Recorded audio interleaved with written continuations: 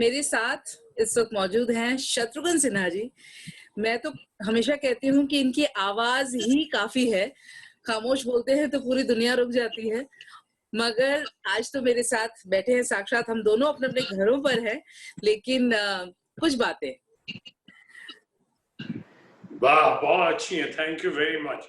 जैसे एक बार किसी ने लता जी के बारे में कहा था, हमेशा कहा जाता था कि मेरी आवाज ही मेरी पहचान है, तो आजकल शायद कुछ हद तक ये मुझ पे भी लागू होती है कि मेरी आवाज ही मेरी पहचान है।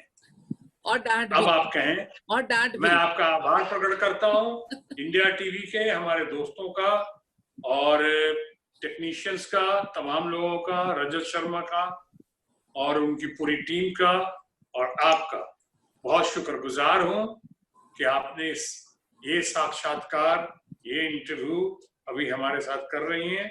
उसके लिए मैं आपको थैंक्स इन एंटिसिपेशन पहले ही आपको धन्यवाद दे रहा हूं। Thank you so much sir, thank you so much. चूंकि फिल्मों से इत्तेफाक रखती हूँ और आपका जो एक जीवन का एक बड़ा हिस्सा है और हमेशा रहेगा, एक पहचान है, मैं उसे लेकर ज्यादा बात करना चाहूंगी। आज का वक्त आपने इतना अरसा देख लिया और ऐसा कुछ नहीं है जो लोग आपसे सुन नहीं चुके हैं, लेकिन बार बार सुनना चाहते हैं। अगर आपको याद हो शत्रु जी, एक बार मैं ड्राइव कर रही थी और आपका एक इंटरव्यू आ रहा था, मैंने आपको फोन करके बोला था कि मुझे मजा आ गया ये पहलू सुन करके। तो ऐसे पहलू निकलते रहते हैं कई बार, और आपने कहा था जी, आपका फोन आया था और आपको वो इंटरव्यू बहुत पसंद आया था। अच्छा, मुझे याद है। हाँ जी।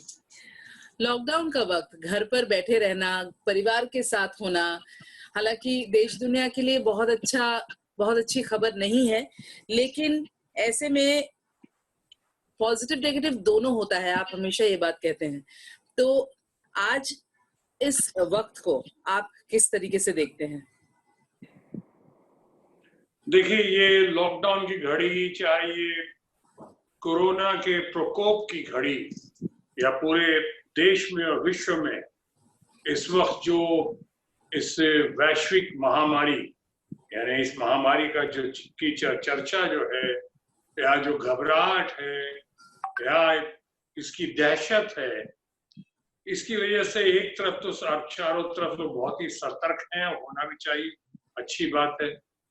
वहीं दूसरी तरफ से सरकारें और खासकर हमारी सरकार ने बहुत अच्छे काम भी किए हैं, और खासकर हमारे माननीय प्रधानमंत्री ने जिस तरह से उन्होंने देश को एकजुट और एकजुट करने की कोशिश की है, और देश को एकजुट और एकजुट होना भी चाहिए, और प्रधानमंत्री ने जिस तरह से कुछ नियम और शर्तें पेश की, हाँ, जनहित में ही, राष्ट्र हित में ही, वो वाकई बहुत सराहनीय है, प्रशंसनीय है। जिसमें लॉकडाउन भी है, आपका मास्क भी है, आप अपने जो ख्याल रखने का है वो भी है, डिस्टेंसिंग का भी है, जिसे हिंदी और पंजाबी में तंदूरी कहते हैं, बट सोशल डिस्टेंस कहेंगे, उसका पालन करना है। हाँ, 2 गज की दूरी या 2 मीटर की दूरी, ये सब जो हो रहा है, और घरों से मजबूरी हो, जरूरी हो, तभी घरों से बाहर निकलने की बात कही गई है, ये अच्छा है, हम इसकी सराहना करते हैं, क्योंकि ये हमारे हित में है, समाज के हित में है। लेकिन इससे कुछ परेशानियां भी हो जाती हैं, या फिर हमारे अभी आपने देखा फिल्म इंडस्ट्री में एक से एक इन कोरोना की घड़ी में सदमा लोगों को मिला। तो बहुत ही प्यारा, बहुत जबरदस्त, एकदम बहुत multi talented actor Irfan Khan, वो इस बीच में गए हमारे सामने। उसके बाद इतना वो ग्रेट एक्टर, और ऋषि कपूर की बात कर रहा हूं, कि एकदम इस आनंद फानन में कितना संघर्ष किया, कैसे कैंसर से मुकाबला किया, और कैसे हमारा इतना प्यारा, इतना जबरदस्त हमारा दोस्त भी रहा, और हमारे सबसे फेवरेट खानदान परिवार राज कपूर जिनका मैं दीवाना था, दीवाना हूं और हमेशा दीवाना रहूंगा, उनसे इतना इंस्पिरेशन मिला है, इतना उनसे प्यार मिला है, स्नेह मिला है, उनका सबसे लाडला बेटा ऋषि कपूर, रणधीर कपूर का भाई, राजीव कपूर का भाई, उस परिवार का चश्मे चिराग तो नहीं कहूंगा, लेकिन कहूंगा ऐसा चिराग जो पूरे दुनिया में जगमगा रहा था अपने काम की वजह से, टैलेंट की वजह से, वो ऋषि कपूर हमारे बीच से चला गया। एक बहुत ही उदयमान कलाकार है ना, बहुत अच्छा जो स्टार बना, और बहुत और बड़े स्टार बनने की इसके अंदर संभावना हम सबों को दिखाई पड़ रही थी। बहुत ही विद्वान लड़का, बहुत ही संस्कारी, बहुत ही स्मार्ट, बहुत ही डैशिंग, बहुत ही अच्छे परिवार का, बहुत ही अच्छे संस्कार का, उसको, और हमारे अपने बिहार का, हमारे अपने बिहार परिवार का, हमारे पटना का लाडला। हालांकि वो सही माने वो भारतीय था, उसकी पढ़ाई दिल्ली भी हुई, और प्लस उसको जो भी मान सम्मान, जो पोजीशन मिली, जो उसको प्यार मिला, वो पूरे देशवासियों को मिला, देश विदेश का मिला। और इतने कम समय में अपने ऊपर सेल्फ मेड होते हुए कहां से कहां तक पहुंच गया, और कहां से कहां और पहुंच जाता कि इसके बीच में अर्धविराम की घड़ी में पूर्ण विराम लग गया। और वो भी कैसे कि आत्महत्या। मैंने हमेशा कहा कि एक तरफ हमें बहुत दुख है, सदमा है सुशांत सिंह राजपूत के जाने का, वहीं मैंने एक तरफ दुख और सदमा, वहीं दूसरी तरफ मन बहुत उचाट हो गया कि ये कोई उम्र जाने की नहीं है, और वो भी इस तरह से जाने की, तरह से जहां आपके इतने चाहने वाले, मानने वाले, जाने वाला तो चला जाता है, लेकिन अपना दुख वो बिलखता हुआ, रोता हुआ किसको छोड़ के जाता? अपने परिवार को, अपने चाहने वालों को, अपने मानने वालों को, अपने समर्थकों को। संघर्ष की घड़ी में इस तरह से साथ छोड़ना, इस तरह से दम तोड़ना, वो कुछ समझ में नहीं आया। ये सब कोरोना की घड़ी में हुआ। फिर ऐसी घड़ी में कि आप खुद लॉकडाउन में हैं, आप खुद ही रेड जोन में है, कंटेनमेंट में है, ना आप निकल सकते हैं ना जा सकते हैं। ये बात अलग है, अब निकलेंगे भी, जाएंगे भी, तो भी आप क्या करेंगे? उनके परिवार तक को आने में सुना बहुत दिक्कत हुई यहाँ पे, जी और सारे सब नहीं आ सके जी। लेकिन अब आए भी या हम जाते भी, अब तो हमारा लाडला, हमारा अपना कलाकार, इतना बढ़िया इंसान, पढ़ा लिखा, जैसे मैंने कहा, संस्कार भरा, वो अब दुनिया में नहीं रहा। तो अब तो जो भी हो रहा है उस पर तो यही कह सकते हैं ना, बड़ी देर कर दी, मेहरबान आते आते या मेहरबान जाते जाते, अब तो यही कह सकते हैं। तो ये सब जो हुआ वो समझ में नहीं आता उसको हैंडल कैसे करें, खासकर जिस लॉकडाउन की घड़ी में। सच में इस लॉकडाउन समझ तो उसके लिए और इस लॉकडाउन की घड़ी में जैसे आपने कहा कि मतलब ये ऐसे हो गया, इरफान ले लीजिए, ऋषि कपूर, सुशांत सिंह राजपूत, मतलब ये बैठे बैठे हर दिन ऐसे लगने लगा था जैसे अब क्या, मतलब वाजिद खान, मतलब इतने बढ़िया म्यूजिक डायरेक्टर वाजिद, तो ये वाजिद खान, या वो जो दबंग से लेके कितनी फिल्में, और पहली फिल्म में उन्होंने कहा, मतलब एक अलग ही बॉन्डिंग रही होगी सोनाक्षी की।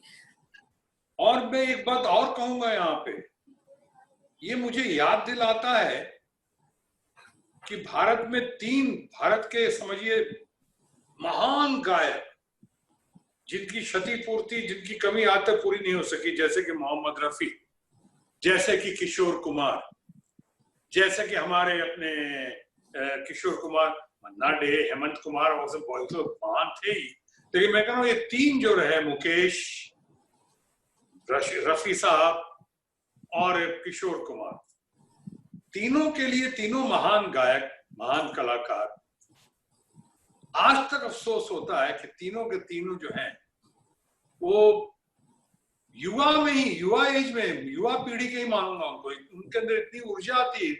जवानी 60 साल से कम की उम्र में गए, वो 60 साल से कम की उम्र में गए। आज तक ये मिस्ट्री सॉल्व नहीं हो पा रही है, और सॉल्व हो भी जाएगी तो अब क्या होगा? जो जाने वाला था हमें छोड़कर चला गया, अब चला गया। आपने सही उसी तरह से यहाँ भी देखो, जिन तीनों का, चारों का नाम लिया आपने और हमने, चाहे इरफान खान हो, ऋषि कपूर हो, या हमारा सुशांत सिंह राजपूत हो, या फिर वो वाजिद जो हमारे संगीतकार थे, ये जब चारों गए तो चारों में भले किसी की उम्र 60 से ऊपर हो, भले किसी की उम्र हो, लेकिन सब के सब बड़े जोश वाले, बड़े एनर्जी वाले, बहुत ही यंग, यानी उनको हम सब यंगर जनरेशन का और यंग मानते ही हैं उनको। जैसे कि सुशांत सिंह राजपूत को सब कहता है, सब मानते हैं कि बहुत ही डैशिंग था, बहुत ही डिजर्विंग था, बहुत ही स्मार्ट था और बहुत ही यंग था।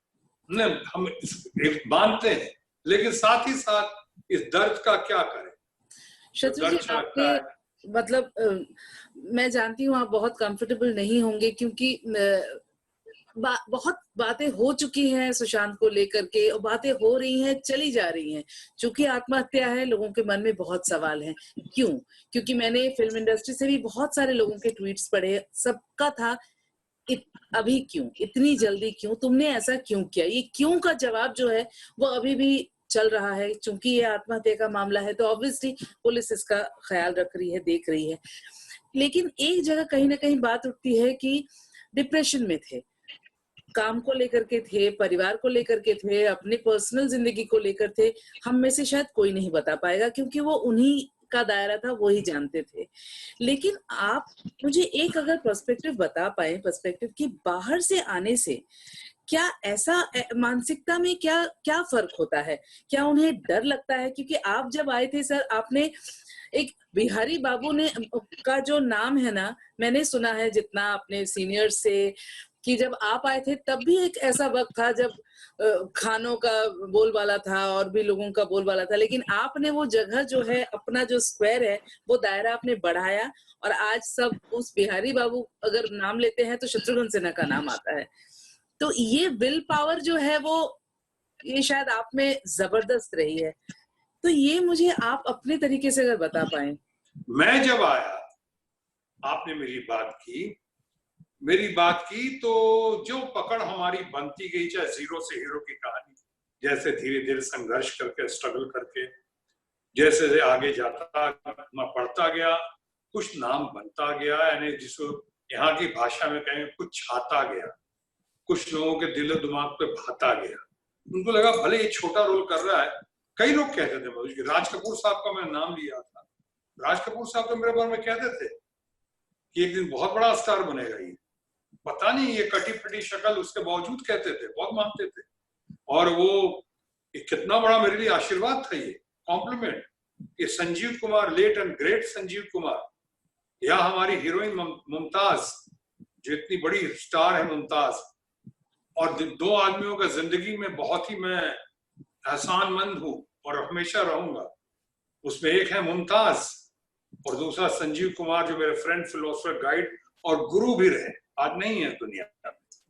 ऐसा लगता है जो कल की बात है, मैं ऐसा लगा कि फिल्मों में शायद मैं कुछ हद तक अनाथ हो गया फिर से, जब संजीव कुमार नहीं रहे, या मुमताज भी जब दूर चली गई, लंदन चली गई, कभी कभी मिलती हैं, अच्छा लगता है। तो इन लोगों का बहुत साथ, सहयोग, आशीर्वाद रहा, लेकिन पैरों पे अपने ही खड़ा होना पड़ा।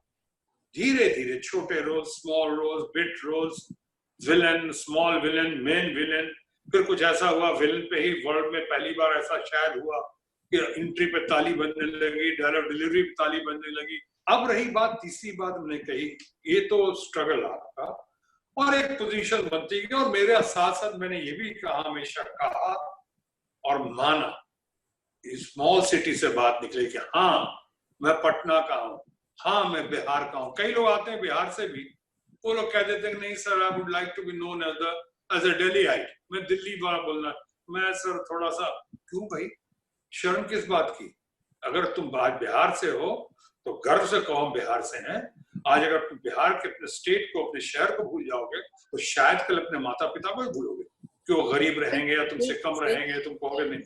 तो मैं तो बड़े गर्व से कहता रहा, और शायद वही उसी में आपका जवाब था कि लोगों ने बहुत प्यार से और बहुत गर्व से कहना शुरू किया कि बिहारी है, बिहारी बाबू है, लोग मानने लगे।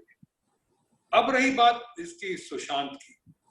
सुशांत बहुत, जैसे मैंने कहा, पढ़ा लिखा लड़का था, और एक ही बार मेरी उससे मुलाकात हुई थी, और जब मुलाकात हुई थी तो बहुत संस्कार, मैं आज तो एक ही बार मिला, और कोई दुर्भाग्य है या अफसोस है, उसका परिवार इतना अच्छा है, उनकी माँ तो रही नहीं, माँ उनकी काफी पहले से, पिताजी थे जो आए भी थे यहाँ पे, और परिवार के लोग सब रिश्तेदार लोग उनके सब बढ़िया लोग हैं, अच्छे लोग हैं, सब बड़े संस्कारी लोग हैं, लेकिन इत्तेफाक से हमारी उनसे मुलाकात नहीं। हाँ, ये बात अलग है कि हमारे कुछ रिश्तेदारों में या हमारे दोस्तों में, उनके रिश्तेदारों में समन्वय रहा और हमारे लोग भी उनके परिवार की बहुत तारीफ करते थे, कहते थे बहुत ही डाउन टू अर्थ लोग हैं, बहुत ही इमोशनल हैं, कोई किसी बात का इस तरह नेम ड्रॉपिंग नहीं करते हैं। और उनका बेटा भी, ये सुशांत सिंह राजपूत, कभी उसने नेम ड्रॉपिंग नहीं की। और हमसे जब आकर मिला तो उसने ये भी कहा कि सर मैं था, मेरी पत्नी बैठी थी और कई साल पहले, और जब शायद धोनी बन रही थी या धोनी के इमीडिएटली बाद आया, वो बहुत दौड़ के प्यार से मिलने आया। और मेरे साथ कौन थे, संजय लीला बंसाली थे, वरुण धवन थे, ऐसे कुछ लोग थे।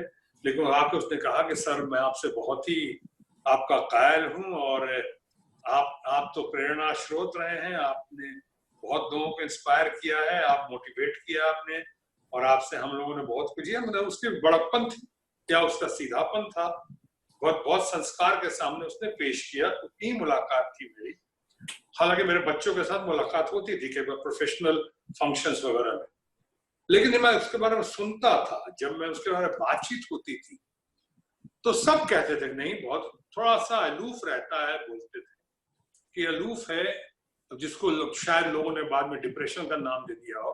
मैं उस पॉइंट पे भी आऊंगा, लेकिन उसकी शराफत की, उसके टैलेंट की, उसके काम करने के अंदाज की, उसके जुनून की, वो संगीत में भी बहुत रुचि थी उसकी, और जुनून ये था कि उसको कुछ करना है, करके दिखाना है, और करीब करीब उसने करके दिखाई दिया सुशांत सिंह राजपूत ने। इसलिए हम उसकी बहुत तारीफ करते हैं, हम सलाम करते हैं उसके जज्बे की। लेकिन तीसरी पॉइंट इससे निकल के आती है आपकी बातचीत से, जो आपने कहा कि लड़का बहुत डिप्रेस था। अच्छा, लोग कहते हैं कि डिप्रेस होता था, डिप्रेस रहता था, तो मैं उन दोस्तों से पूछना चाहता हूं, अब हालांकि बहुत देर हो चुकी है, आत्महत्या कोई सोल्यूशन नहीं है, आत्महत्या बिगेस्ट प्रॉब्लम मुझको दिखती है। अगर ऐसी प्रॉब्लम थी और उसको ऐसा डिप्रेशन था, तो ये दोस्त उसमें से बहुत सारे लोग जो आज बड़ी बड़ी बातें कर रहे हैं, उस वक्त कहाँ थे, कहां तक साथ देने की कोशिश की। देखिए, हम अगर स्ट्रगल करते थे तो हमारे साथ बहुत सारे दोस्त थे जो हमसे सीनियर भी थे और हमसे रोज मिलते थे। हम लोग एक दूसरे को दिलासा देते थे, हौसला अफजाई करते थे। सुभाष चाहे के महाजन सीनियर थे, हमारे बहुत बड़े सिनेमाटोग्राफर, FTII ग्रुप हो, हमारे एक मरहूम दोस्त थे विपिन, जो भी नहीं है दुनिया में, योगी, पवन जी, आप जानते हैं योगी हमारे दोस्त, पवन जी इतने सालों से। तो ये लोग जो हमारे दोस्त थे, तो ये लोग सिर्फ दोस्त इसलिए नहीं बने थे कि इनमें से ज्यादातर लोग सुख और दुख दोनों घड़ी में हमारे दोस्त रहे। हिट और फ्लॉप जो भी हुआ उस वक्त हमारा साथ दिया इन लोगों ने। उस वक्त मैं जानना चाहता हूं, ऐसा यंग लड़का, ऐसा होनहार लड़का सुशांत सिंह राजपूत, अब उस पर वो गुजर रही थी, उस वक्त वो दोस्त कहाँ दिखने में होना चाहिए था। अगर अभी भी नहीं आए, अभी भी सबक लें, आगे किसी टैलेंट को इस तरह से क्षति ना पहुंचाए, किसी टैलेंट को इस तरह से ना जाने दें। अगर कोई पारिवारिक भी, कोई कुछ भी हो, सामाजिक हो, पारिवारिक हो, व्यवसायिक हो, तो आप क्या करते हैं, बस दिलासा देते हैं, हौसला देते हैं, हौसला अफजाई करते हैं, और साथ साथ एक संदेश, एक सबक, और खासकर यंगर जनरेशन न्यू कमर्स के लिए कि हमेशा बिलीव करो, when going gets tough, the tough get going, और prove yourself better than the best, और prove yourself different from the rest. Thank you. Thank you so much.